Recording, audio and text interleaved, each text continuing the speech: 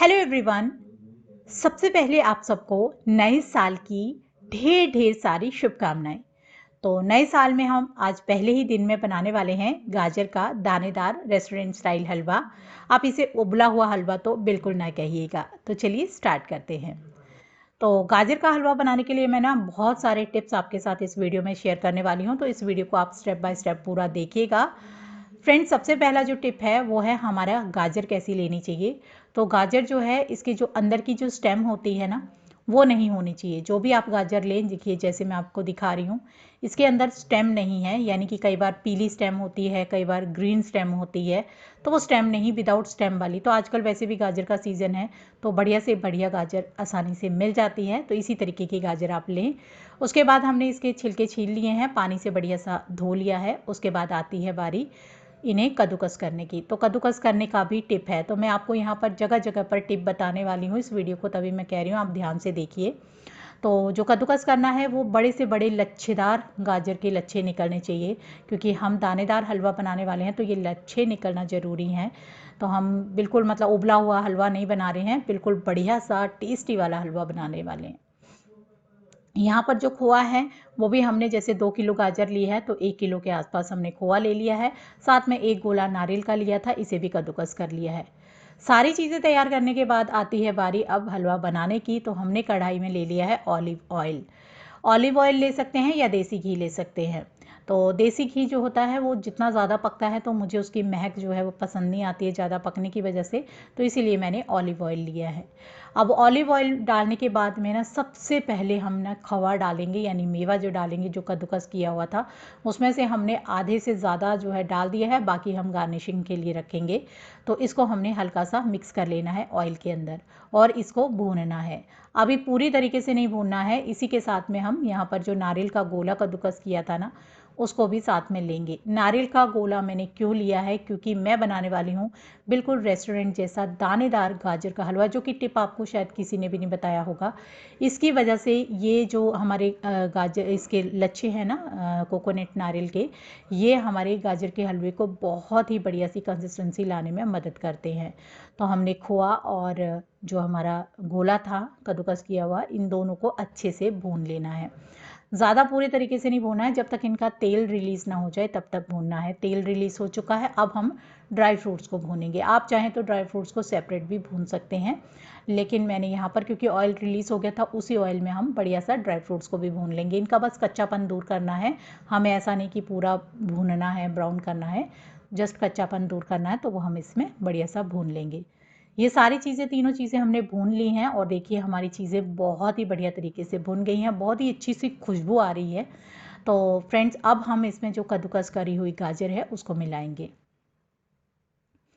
अब ये जो गाजर है ये ज़्यादा है, तो पहले मैं थोड़ी सी गाजर डाल करके उसके बाद हम, मेरे साथ में मेरे हस्बैंड बनवा रहे हैं, तो अभी जो ये चीज़ें, काफ़ी सारी चीज़ें मेरे हस्बैंड नहीं करी हैं। मेरे हस्बैंड ने बहुत सारी हेल्प करी है इस हलवे को बनवाने में, स्पेशली उन्हीं की डिमांड पे ये बन रहा है। तो देखिए यहाँ पर जो है ये गाजर को है अच्छे से ना पहले मेवे के अंदर मिक्स कर लेंगे, ताकि जो ड्राई फ्रूट्स है, खोआ है, वो नीचे जले ना, तो उसे हम बढ़िया सा मिक्स कर लेते हैं। मिक्स करने के बाद हम बाकी सारी की सारी गाजर को भी हमने कढ़ाई में डाल दिया है। अब इसे कवर करते हैं ताकि इसमें थोड़ा जूस रिलीज़ हो और हमारे जो खोआ है वो सब जले ना। तो जैसे जैसे इसका जूस रिलीज़ होगा, अब उस जूस में हमने इसे भून भून करके गाजर को पकाना है, क्योंकि जब भी हम कोई हलवा बनाते हैं, चाहे बेसन का हो, सूजी का, मूंग दाल, चना दाल, इन सबको हम भून भून करके बनाते हैं। तो इसी जूस में हमने इसे भूनना है। पहले हमने इसे तेल में भूना है, उसके बाद इसका जूस रिलीज़ होना शुरू हुआ, इस जूस को हमने बढ़िया सा सुखा देना है, जितना बढ़िया सा, और बीच बीच में चलाते रहना है। और फ्लेम को फ्रेंड्स लो टू मीडियम पर ही रखना है हमें।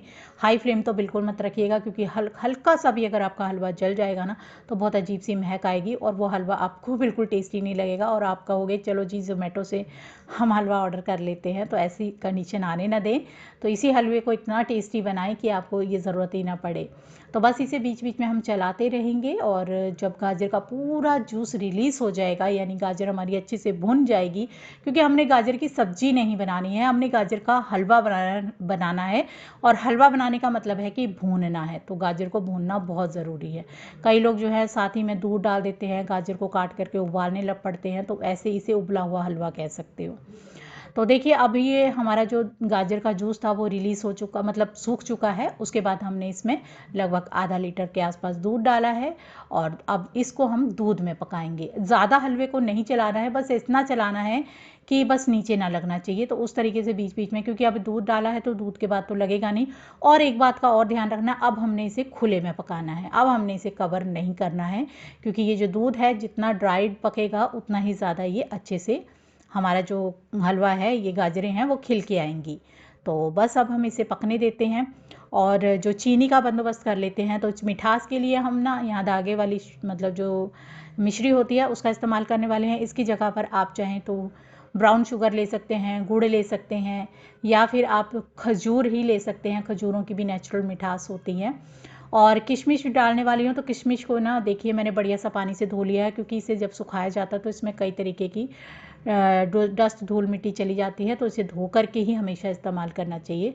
तो किशमिश को धो लिया और थोड़े मैं खजूर भी ले रही हूँ, जो सॉफ्ट वाले खजूर होते हैं उन्हें भी डाल दिया है मिठास के लिए। और ये घुल जाते हैं, पूरी तरीके से हलवे में घुल जाएंगे, आपको पता भी नहीं चलेगा कि आपने खजूर भी डाले हैं, बस उसकी नेचुरल मिठास आएगी।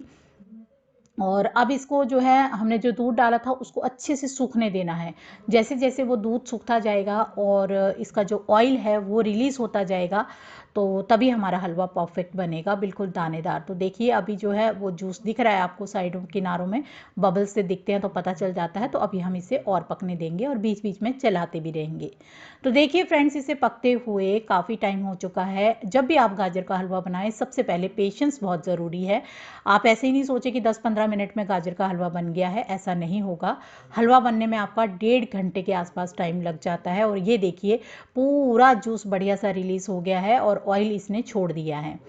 जूस जो है वो सूख चुका है, ऑयल को छोड़ दिया है। तो अब हमारा बिल्कुल परफेक्टली गाजर का हलवा बनके तैयार हो गया है और लगभग मुझे 1.5 घंटा लगा है इस हलवे को बनाने में। अब हम इसे फटाफट से गार्निशिंग कर लेते हैं और उसके बाद हम इसे सर्व करते हैं।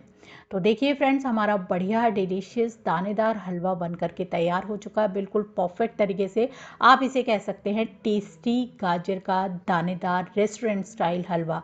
रेस्टोरेंट में तो उतना हाइजीन नहीं होगा, यहाँ पर घर पर जो बना है उसकी तो बात ही अलग है, कहना ही क्या, बस कोई शब्द नहीं है मेरे पास।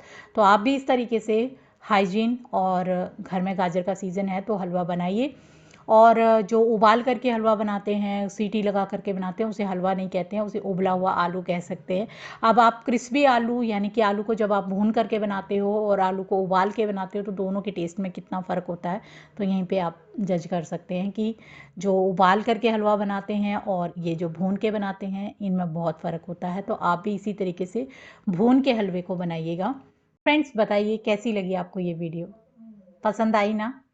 तो फटाफट से लाइक कर दीजिए और फैमिली फ्रेंड्स में शेयर भी करिएगा। और अगर इस वीडियो के बारे में आप कोई भी जानकारी जानना चाहते हो तो कमेंट में ज़रूर मेरे साथ शेयर करें। और अगर आप न्यू हैं, पहली बार चैनल पे विज़िट कर रहे हैं, आपको ये वीडियो पसंद आती है, तो चैनल को सब्सक्राइब करते हुए जाइएगा, बेल आइकन ऑन कर लीजिएगा, ताकि आने वाली वीडियोज़ के सभी नोटिफिकेशन आपको टाइम टू टाइम मिलते रहें। मिलते हैं फिर नेक्स्ट नई वीडियो के साथ में, तब तक के लिए बाय बाय। और एक बार फिर से आप सबको नए नए साल की ढेर ढेर सारी शुभकामनाएं। तो बाय बाय।